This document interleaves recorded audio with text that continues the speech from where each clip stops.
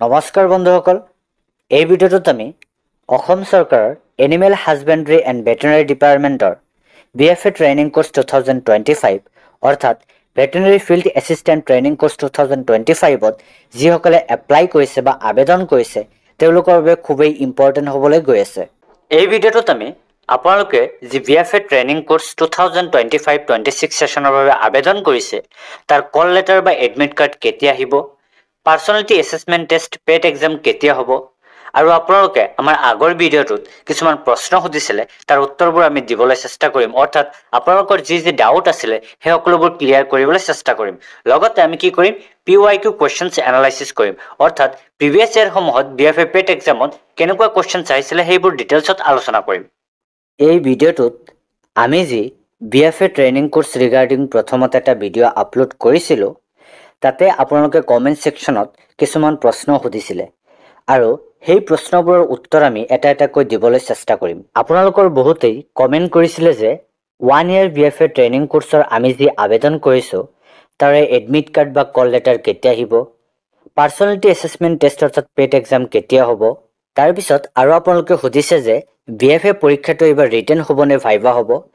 তাৰপিছত আৰু সুধিছে যে BFA পেট এক্সামটো এইবাৰ ইমান পলম হোৱাৰ কাৰণ কি বা কি কাৰণে পলম হৈছে। এইকেইটা খুবেই কমন প্ৰশ্ন, সেইকাৰণে প্ৰথমতে পিক কৰিলোঁ। মনিকা ভাইয়ে সুধিছে দাদা এক্সাম কেতিয়া হ'ব। প্ৰণৱ শইকীয়াই সুধিছে এক্সাম কেতিয়া হ'ব প্লিজ জনাবচোন। বৰষাই সুধিছে দাদা এডমিট কাৰ্ড ৰিলেটেড এটা ভিডিঅ' লাগে প্লিজ। উমৰ খালিদে কৈছে দাদা কব হোগা ये पेट और कितना टाइम लगेगा इंटरव्यू के लिए। যিহেতু বেছিভাগেই সুধিছে যে পাৰ্চনেলিটি এছেছমেণ্ট টেষ্ট অৰ্থাৎ পেট এক্সাম কেতিয়া হ'ব আৰু লগতে এডমিট কাৰ্ড বা কল লেটাৰ কেতিয়া আহিব, গতিকে আমি আপোনালোকৰ এডমিট কাৰ্ড বা কল লেটাৰ কেতিয়া আহিব আৰু পাৰ্চনেলিটি এছেছমেণ্ট টেষ্ট অৰ্থাৎ ভাইভা পৰীক্ষা কেতিয়া হ'ব সেই সম্পৰ্কে জানি লওঁ আহক। আমি যদি animal husbandry and veterinary department আছামৰ 1 year BFA training course regarding previous year ডাটাসমূহ এনালাইচিছ কৰোঁ তেতিয়া দেখা পাওঁ যে BFA পেট এক্সাম বা ইণ্টাৰভিউ অনুষ্ঠিত হোৱাৰ খুব বেছি 12 পৰা 15 দিনমান আগতে এডমিট কাৰ্ড ইছ্যু কৰা দেখা যায়। গতিকে একৰ্ডিং টু নটিফিকেশ্যন আপোনালোকৰ যি BFA পেট এক্সাম বা ভাইভা হ'ব তাৰে এডমিট কাৰ্ড বা কল লেটাৰ এক্সাম অনুষ্ঠিত হোৱাৰ 12 পৰা 15 দিনমান আগতে পাই যাব। এতিয়া হওঁ মূল কথাটোলৈ যে আপোনালোকৰ BFA পাৰ্চনেলিটি এছেছমেণ্ট টেষ্ট অৰ্থাৎ পেট এক্সাম কেতিয়া হ'ব। আপোনালোকে হয়তো ইতিমধ্যে এই নটিচখন পাইছেই। এইটো animal husbandry and veterinary department আছামৰ ফালৰ পৰা জাৰি কৰিছে। ইয়াত কৈছে আপোনালোকে যি 1 year BFA ট্ৰেইনিং কোৰ্চৰ বাবে আবেদন কৰিছিলে তাৰ বাবে যি পৰীক্ষা অৰ্থাৎ পেট এক্সাম অনুষ্ঠিত হোৱাৰ কথা আছিলে সেইটো 12/6/2025 তাৰিখে কিপ্ট ইন এভিয়েন্স অৰ্থাৎ টেম্পৰেলি হোল্ড অৰ্থাৎ ছাছপেণ্ড কৰা হৈছে আনটিল ফাৰ্ডাৰ অৰ্ডাৰ। সহজ ভাষাত ক'বলৈ গ'লে আপোনালোকৰ 1 year যি BFA ট্ৰেইনিং কোৰ্চৰ বাবে পেট এক্সাম হোৱাৰ কথা আছিলে সেইটো ফাৰ্ডাৰ কোনো ধৰণৰ নটিফিকেশ্যন অহালৈকে অনুষ্ঠিত নহয়। এতিয়া হয়তো আপোনালোকৰ মনত প্ৰশ্ন জাগিছে যে এইবেলি BFA পেট এক্সাম অৰ্থাৎ ভাইভা অনুষ্ঠিত হ'ব নে নহ'ব। যিহেতু ইতিমধ্যে ফৰ্ম ফিল আপ অৰ্থাৎ এপ্লিকেশ্যন আপোনালোকৰ হৈ গৈছে গতিকে নিশ্চয়কৈ আপোনালোকৰ 1 year BFA ট্ৰেইনিং কোৰ্চৰ বাবে BFA পেট এক্সামটো নিশ্চিতভাৱে অনুষ্ঠিত হ'ব। কেতিয়া অনুষ্ঠিত হ'ব সেই বিষয়ে এক্সেক্টলি ডেট বা মান্থ উল্লেখ কৰাটো খুবেই টান, কিন্তু আগতো BFA পেট এক্সামৰ বাবে এনেকুৱা পলম হৈছে বা কেতিয়াবা হোল্ড কৰি থোৱা দেখা গৈছে। কিন্তু আমি এটা আনুমানিক ধাৰণা কৰিব পাৰোঁ যে নেক্সট মাহৰ অৰ্থাৎ অহা নৱেম্বৰ মাহৰ ছেকেণ্ড উইকৰ পৰা নৱেম্বৰ মাহৰ শেষৰ ফালে এক্সামটো অনুষ্ঠিত হোৱাৰ খুবেই চান্স আছে। এতিয়া কথা হ'ল এডমিট কাৰ্ডটো কেতিয়া আহিব। এডমিট কাৰ্ড বা কল লেটাৰটো আপোনালোকৰ এক্সাম অনুষ্ঠিত হোৱাৰ 12 পৰা 15 দিনমান আগতে আহি যাব আৰু আপোনালোকে এনিমেল হাজবেণ্ডাৰী এণ্ড ভেটেৰিনাৰী ডিপাৰ্টমেণ্টৰ যি অফিচিয়েল ৱেবছাইট আছে তাতে এডমিট কাৰ্ডটো পাই যাব। আপোনালোকৰ বহুতেই সুধিছে যে BFA পেট এক্সামটো এইবাৰ ৰিটেন হ'ব নে ভাইভা হ'ব। ইয়াৰ উত্তৰত ক'ব লাগিব যে যদি আগৰ নটিফিকেশ্যন মতে এক্সাম অনুষ্ঠিত হয় তেতিয়া নিশ্চিতভাৱে ভাইভা হ'ব বা ইণ্টাৰভিউ হ'ব। আৰু যিহেতু বৰ্তমান সময়ত হোল্ড কৰি ৰাখিছে গতিকে পৰৱৰ্তী সময়ত ৰিটেন এক্সামৰ বাবেও নটিফিকেশ্যন আহিব পাৰে।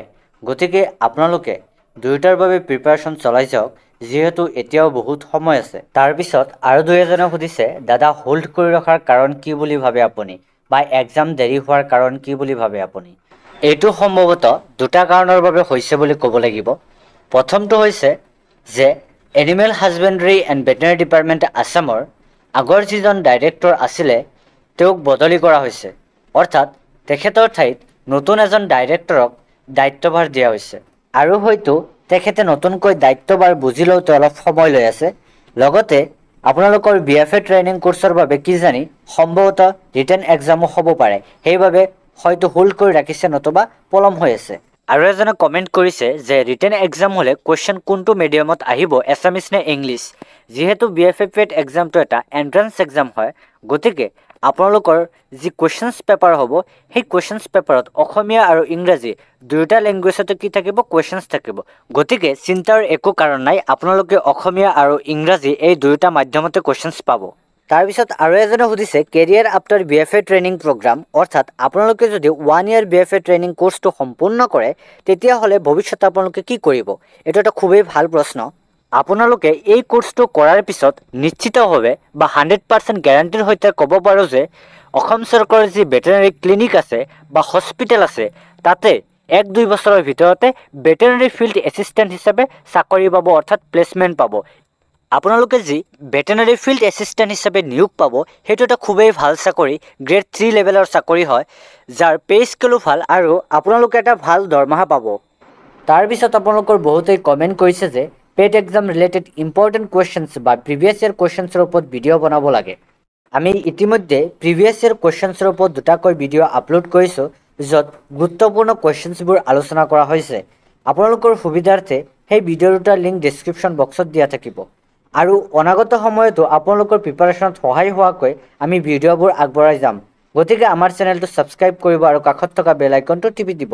থেংকছ ফৰ ৱাচিং, কিপ লাৰ্ণিং উইথ পাঠদান।